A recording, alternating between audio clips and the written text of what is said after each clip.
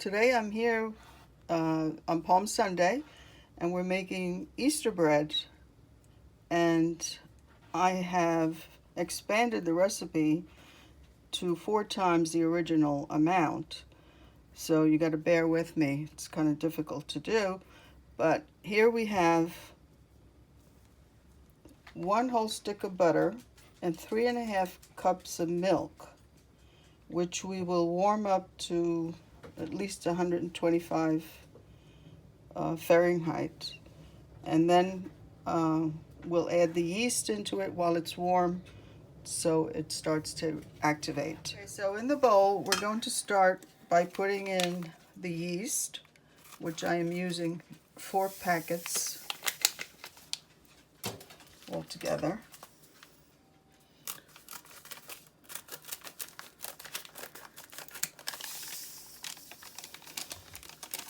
This will melt with the warm milk and butter and activate it. And then we're going to need 4 teaspoons of salt.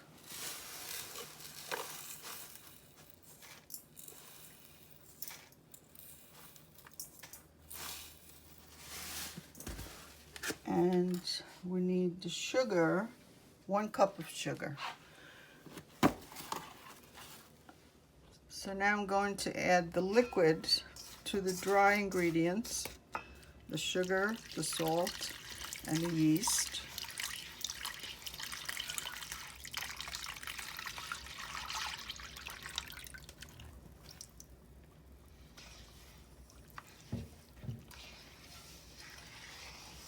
And then I'll get the mixer and I will mix it slowly with 4 cups of flour. Once I get this all mixed up. Ready? So here we are. We have all the ingredients here, and now we're going to slowly add 4 cups of flour to the warm milk.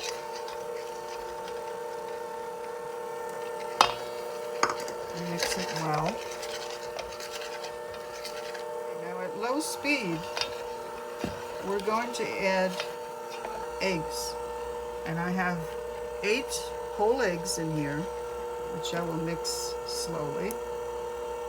And I have 4 egg whites, which I separated the egg yolks because we will use the egg yolks to coat the top of the dough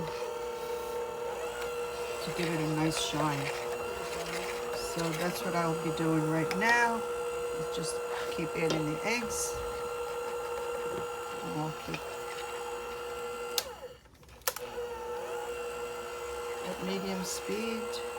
I incorporated the dozen eggs. Well, 4 of them were egg whites.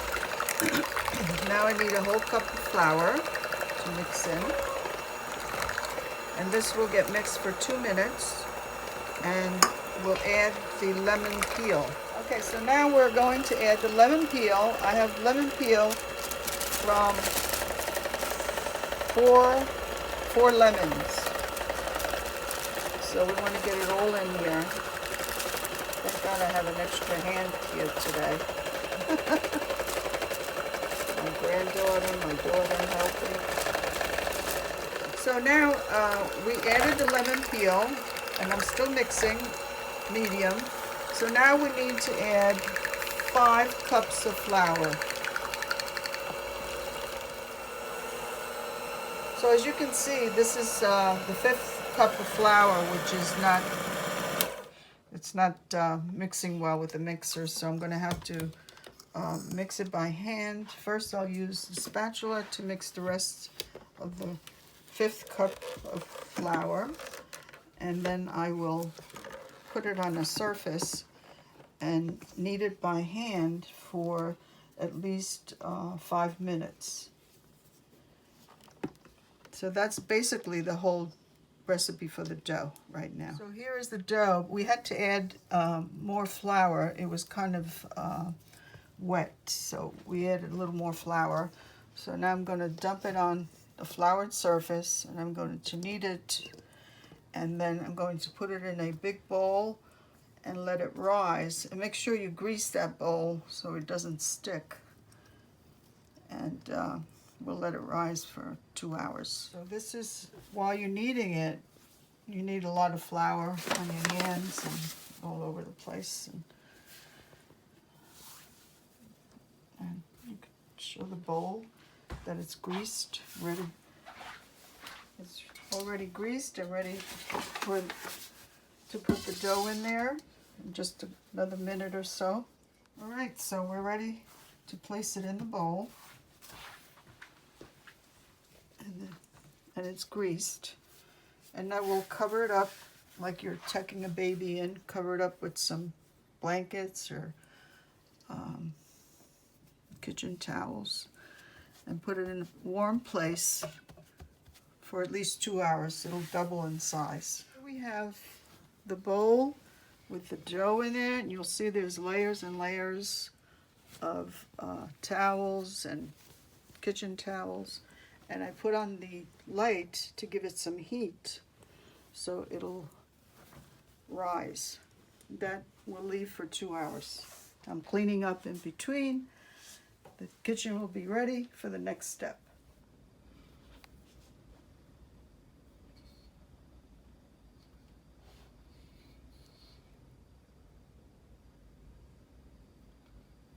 At this point, after 2 hours, I'm going to punch it down, and then it has to set again for another hour. You see how it loses its shape as I punch it down. Here we go. So it's all punched down now. As you can see, it went down in size. So now we're just going to cover it again, put it under the light, cover it all up, and wait another hour for it to rise again. So here we are, after I let it rest for a half hour instead of an hour. I'm rolling out pieces of dough, and I'm going to form like a braided bread. Like so. You could do it with 2 or 3 braids. And then once I get it like this, I put it together in the middle and push down on it.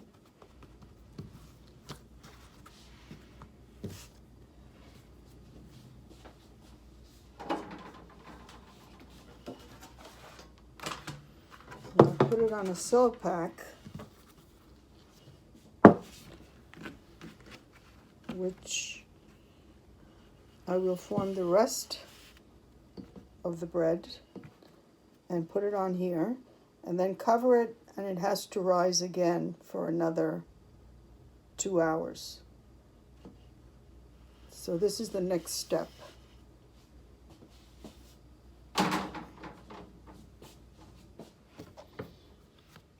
So you just take a piece of the dough, punch it out, with flour, of course, on you. And then you form it into any shape you want. You can even put raw eggs in the middle of it, and you can color the eggs, but they have to be raw. And then you roll it out to a long, thin, as you like it. And then shape it. So here's another one I'm about to braid.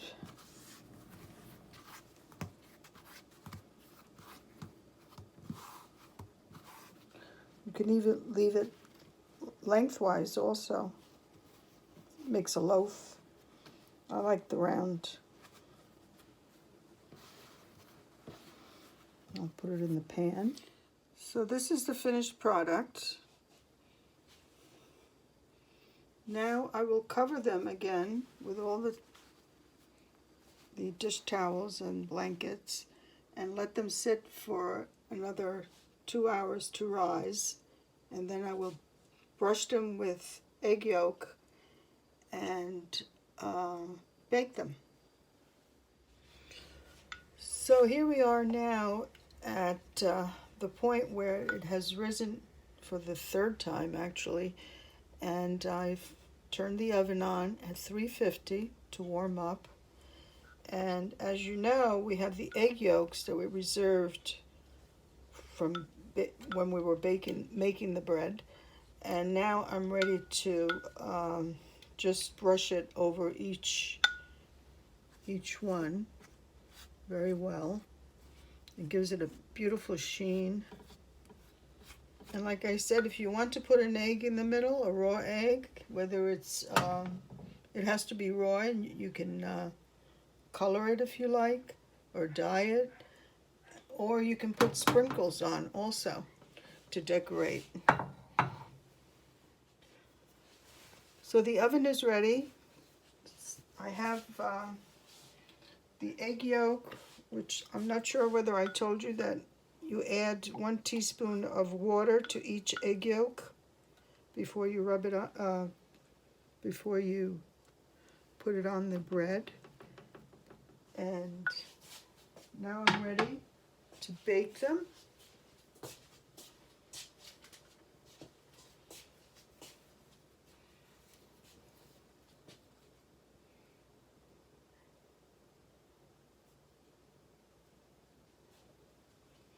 For at least 30 minutes, but you'll know when they're cooked. You could tell by the color. So I'm ready to do that now.